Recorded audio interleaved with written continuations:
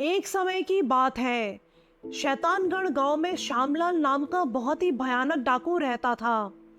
पूरे गांव वालों के दिमाग में एक बात बैठ गई थी कि इसे मारना तो दूर, नजर उठाकर देखने का साहस भी नहीं कर सकते।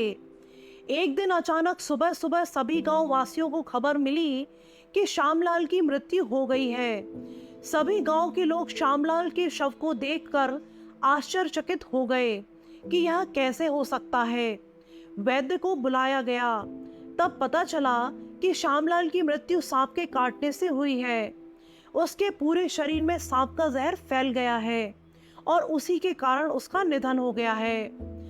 उसी समय वहां पर एक बुजुर्ग ज्योतिषी आया और दावा करने लगा कि श्यामलाल की मृत्यु सांप के काटने से नहीं हुई है। वह ज्योतिषी कहने लगा कि मैं कल रात को श्यामलाल के साथ था और मेरी आंखों के सामने श्यामलाल की मृत्यु हुई है, तो मैं इस बात को दावे से कह सकता हूँ कि उसे सांप ने नहीं काटा है। तब सभी लोग उसे कहते हैं कि ज्योतिषी जी, आप हमें सच बताइए कि श्यामलाल की मृत्यु कैसे हुई। ज्योतिषी ने कहा, 1 महीने पहले श्यामलाल मेरे पास आया था क्योंकि उसे जानना था कि वह कितने साल तक जीवित रहेगा। तब मैंने मजाक में उसे कहा था कि 1 महीने बाद बराबर रात के 12 बजे एक जहरीला सांप तुम्हें काटेगा और तुम्हारी मृत्यु हो जाएगी। 1 महीने के बाद रात 12 बजे अपने आप को जहरीले सांप से बचा लिया तो आप मृत्यु पर विजय पा लेंगे। करीबन महीने भर वह बेचैन रहा। वह हर दिन सांप के बारे में सोचने लगा।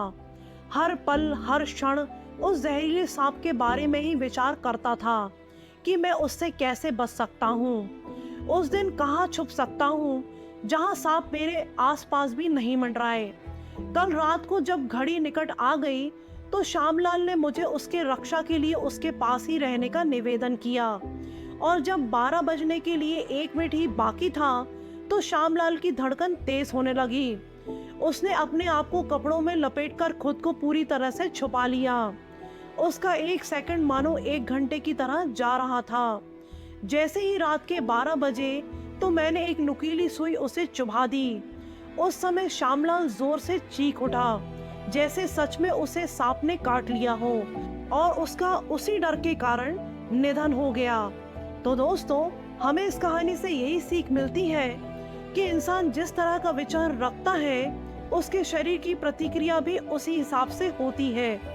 हर समस्या का समाधान है। लोग नकारात्मक विचारों के बंधनों में आकर गलत कदम उठा लेते हैं। विचारधारा सकारात्मक रखें तो अवश्य ही हमारी प्रतिक्रिया सही दिशा में होगी।